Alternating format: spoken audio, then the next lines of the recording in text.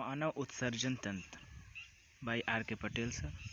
अगर आपको वीडियो अच्छी लगे तो अंत में लाइक, शेयर और सब्सक्राइब जरूर करें। उत्सर्जन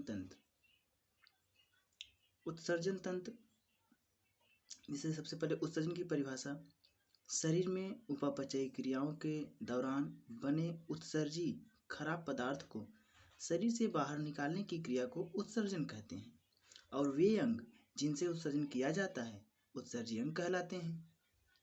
एग्जाम्पल में जैसे त्वचा, फेफड़ा, बड़ी आंत, यकृत, वृक्क।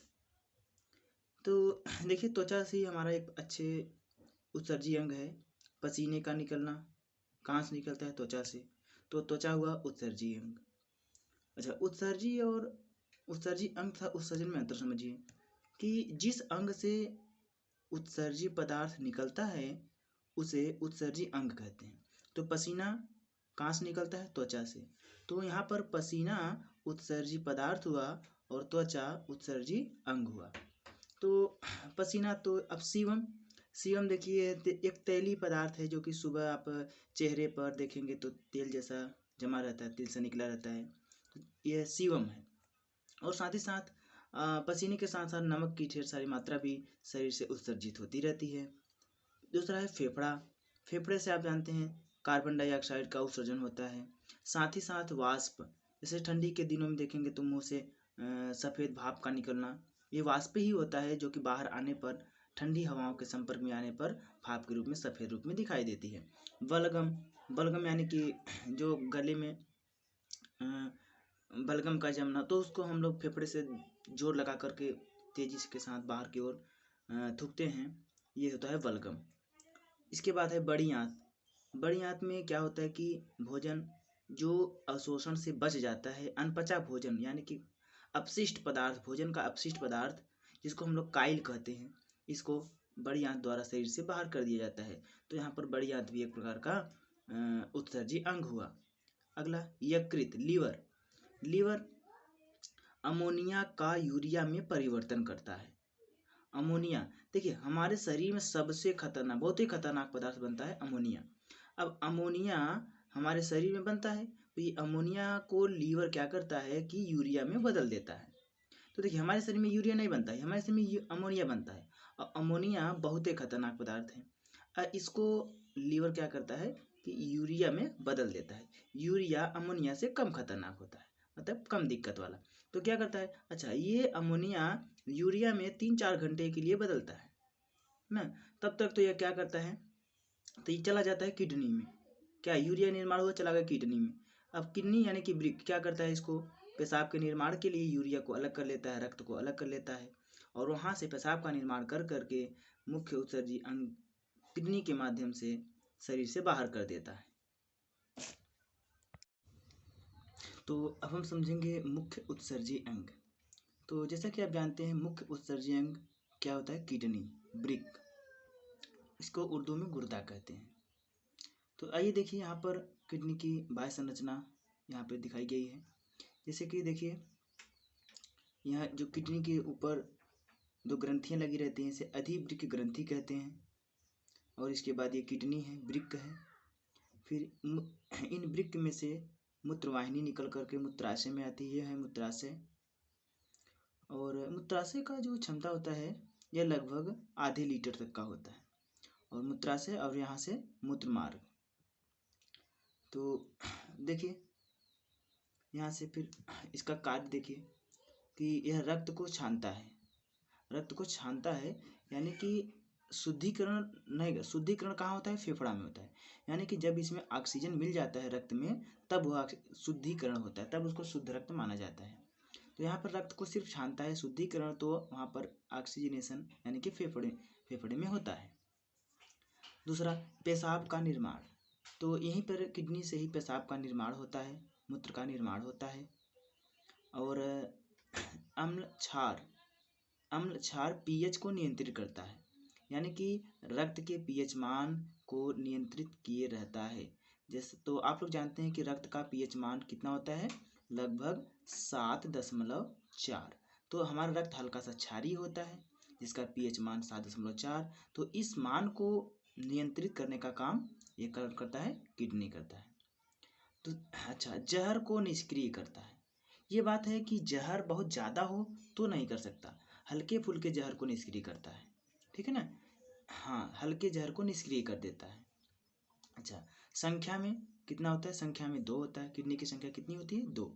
अच्छा, इसका भार, इसका औसत भार तो बच्चे 140 ग्राम, 140 ग्राम होता है। लेकिन आइए समझते हैं कि महिलाओं और पुरुषों में क्या क्या इसका भार है। महिलाओं में इसका भार 110 ग्राम से 150 ग्राम तक होता है, और पुरुषों में किडनी का भार 130 से 160 ग्राम तक होता है। चलिए, किडनी के बाहर एकदम ऊपरी तरफ एक लेमिनेशन चढ़ी रहती है, इसको झिल्ली लगी रहती है। उस झिल्ली का नाम है पेरिटोनियम झिल्ली। उसको क्या कहते हैं? पेरिटोनियम झिल्ली। अच्छा, किडनी के बाहरी भाग, जब उसको हम लोग किडनी के मतलब काट कर अगर देखेंगे तो किडनी के बाहरी भाग को कहते हैं कॉर्टेक्स, आंतरिक भाग को कहते हैं मेड्यूला। किडनी के आंतरिक भाग को कहते हैं मेड्यूला। अच्छा, मेड्यूला याद कैसे करेंगे? Medulla, middle medulla. अच्छा, प्रवेश द्वार रेनल हाइलम कहलाता है। और किडनी की कोशिका, इसकी कोशिका का नाम है नेफ्रॉन। तो प्रत्येक किडनी में लगभग 8 लाख के आसपास नेफ्रॉन कोशिकाएं होती हैं। आइए यहाँ पर देखते हैं किडनी की आंतरिक संरचना।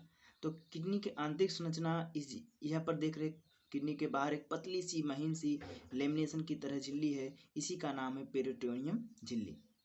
और यहाँ से जहाँ तक ये भाग हम जहाँ से कलर कर रहे हैं, यहाँ तक का यह भाग क्या कहलाता है? कॉर्टेक्स। ये क्या कहलाता है? कॉर्टेक्स। और इसके अंदर ये जो त्रिभुजीय पिरामिडी आकार की संरचना आप देख रहे हैं, ये होता है मेड्यूला। और इसका नाम मेड्यूला पिरामिड है इसलिए क्योंकि यह पिरामिड के आकार की होती है, इसीलिए इसका नाम है मेड्यूला पिरामिड। और इस प्रवेश द्वार का क्या नाम होता है? Renal hilum. Renal hilum. अच्छा, रेनल हाइलम यही है प्रवेश द्वार। कोई एग्जाम में पूछा जाता है कि सबसे ज़्यादा यूरिया कहाँ पाया जाता है, तो आपका आंसर होना चाहिए रेनल हाइलम, ठीक है ना। सबसे ज़्यादा यूरिया कहाँ पाया जाता है? रेनल हाइलम पे।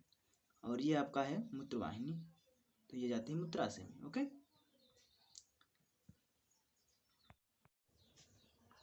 वृक्क की कोशिका नेफ्रॉन। तो नेफ्रॉन जो कोशिका होती है किडनी के अंदर, बहुत ही उलझी हुई यानी कि कुंडली संरचना होती है। तो यहाँ पर हम पूरी कुंडली संरचना नहीं, बस एक सिंपल तरीके से इसको बनाएंगे और समझेंगे। तो देखो, ये नेफ्रॉन कोशिका है। नेफ्रॉन कोशिका के शुरुआती भाग को, यानी कि जहाँ से रक्त आता है वहाँ, उसको कहते हैं ग्लोमेरुलस। ग्लोमेरुलस, इसके पीछे वाला भाग होता है वोमेन संपुट या वोमेन कैप्सूल। फिर इसके बाद होती है नेफ्रॉन नलिका, नेफ्रॉन, ठीक है।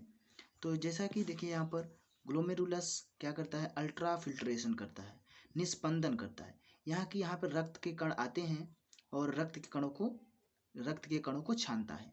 सिर्फ रक्त को कणों को छानता है और सभी और रक्त के कणों को छानता है और शुद्ध रक्त के कणों को वापस करता है। यहाँ पर देखिए ये काम ऐसा करता है कि सिर्फ रक्त के कणों को छानता है और रक्त में उपस्थित विटामिन, न्यूट्रिएंट सभी को वापस आगे भेज देता है, पुनः आगे भेज देता है। तो सिर्फ यहाँ पर हम ये कह सकते हैं कि ग्लोमेरुलस सिर्फ रक्त के कणों को ही फिल्टर करता है, रक्त के कणों को ही छानता है। तो जो आगे है बोमेन संपुट। अब बोमेन संपुट क्या करता है? ये देखा कि ये रक्त में सिर्फ इसमें तो विटामिन, न्यूट्रिशन सब आ गए, यूरिया के साथ मिला हुआ अन्य आवश्यक पदार्थ भी आ गए। तो क्या करता है बोमेन संपुट? इन आवश्यक पदार्थों का पुनः अवशोषण करता है। यानी कि जो इसमें न्यूट्रिशंस, विटामिन ये सब आ गए हैं इस एरिया में, ये क्या करता है बोमेन संपुट? उनको पुनः से अवशोषित कर लेता है और वापस कहाँ फिर भेज देता है? रक्त में। कहता है चल वापस रक्त में जाओ, और बाकी वहाँ से यूरिया को अलग कर देता है। किस विधि द्वारा? डायलिसिस विधि, अपोहन विधि कहते हैं इसे। डायलिसिस विधि द्वारा यूरिया को अलग कर देता है और फिर वह आगे भेज देता है नेफ्रॉन नलिका में। और नेफ्रॉन नलिका से आप देख सकते हैं वह पेशाब यानी कि मूत्र निर्माण होता है और चला जाता है मूत्रवाहिनी द्वारा मूत्राशय में। अब आइए देखते हैं कि पेशाब के अपघटन, पेशाब के घटक।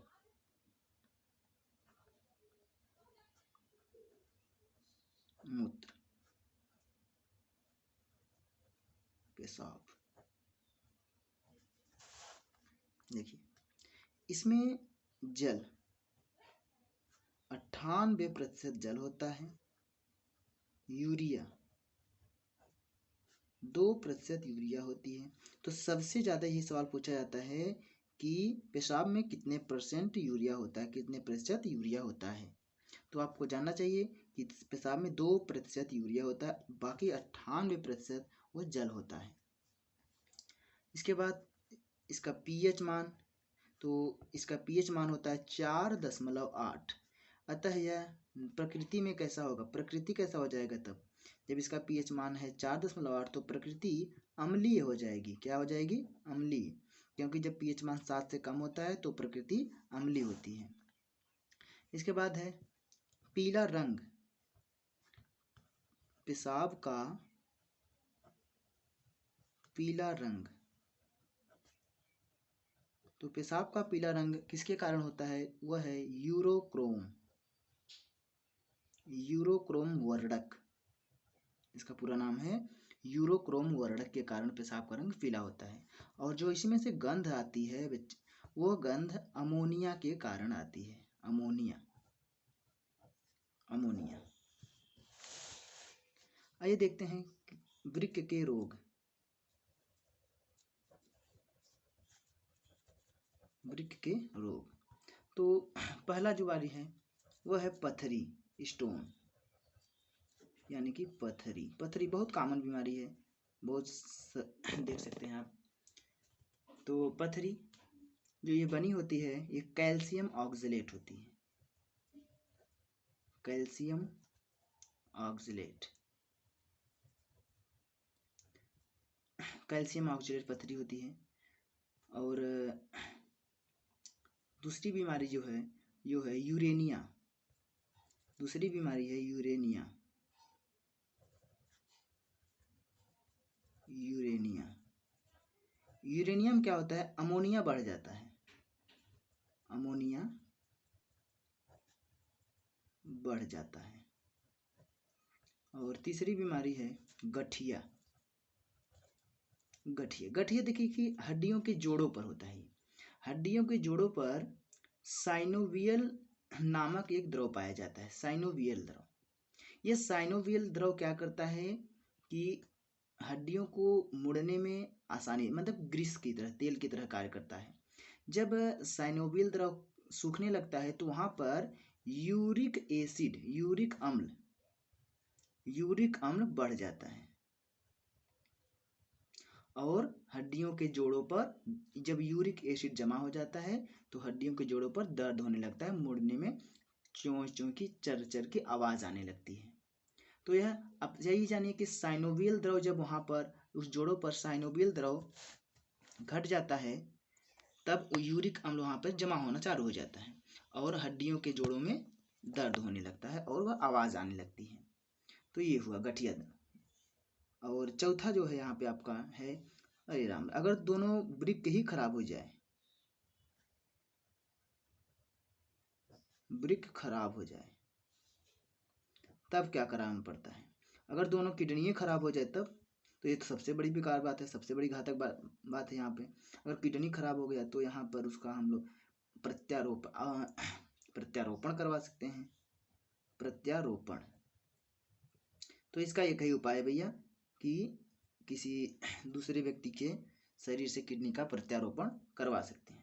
हाँ, कभी सोचिए कि अगर एक किडनी खराब हो गया तो बहुत ज़्यादा टेंशन लेने की जरूरत नहीं है, क्योंकि एक किडनी भी है तो काम काफ़ी, कोई दिक्कत नहीं होगा, एकदम बिंदास रही, कोई दिक्कत नहीं, एक किडनी से ही वही काम होगा, पूरा दिक्कत नहीं। तो अगर दोनों किडनी खराब हो जाए तब प्रत्यारोपण की आवश्यकता हो जाती है, क्योंकि भाई फिल्ट्रेशन के लिए तो कोई भाग बचा ही नहीं, ये बात है। Please subscribe my channel and share. Thank you.